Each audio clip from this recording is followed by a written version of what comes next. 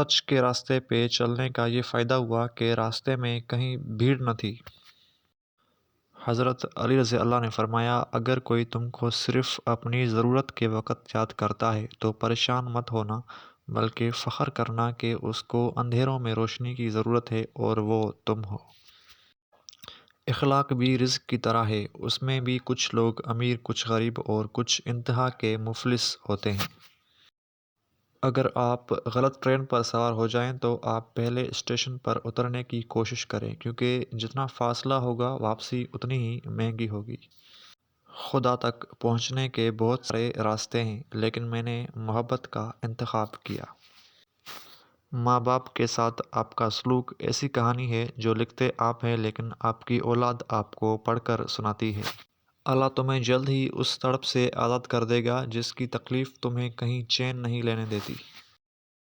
پرندے اپنے پاؤں اور انسان اپنی زبان کی وجہ سے جال میں پھنستے ہیں۔ گفتگو میں نرمی اختیار کرو، کیونکہ لہجوں کا اثر الفاظ سے زیادہ ہوتا ہے۔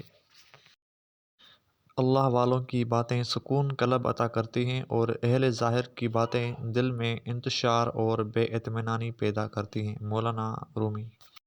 انسان کو اپنے عیبوں پر نظر رکھنی چاہیے، ورنہ اس کی نیکیوں کو نظر بد لگ جائے گی۔ مولانا رومی۔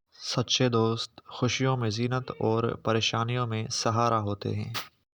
وقت آپ کو بتا دیتا ہے کہ لوگ کیا تھے اور آپ کیا سمجھتے تھے۔ وقت بہت کچھ دے جاتا ہے، اچھی بری باتیں بہت بڑے اور گہرے زخم دے جاتا ہے، اس لیے تو گھڑی میں پھول نہیں بلکہ کانٹے ہوتے ہیں۔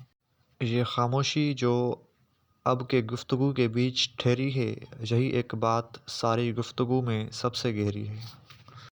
انسان کے پاس خوش رہنے کے ہزاروں جواز ہوتے ہیں، مگر وہ ایک اداسی کی ضرب سے ان سب کا قتل کر دیتا ہے۔ مطلب کی کشتی پر سوار لوگ بہت جلد ہی مخلص لوگوں سے بچھڑ جاتے ہیں۔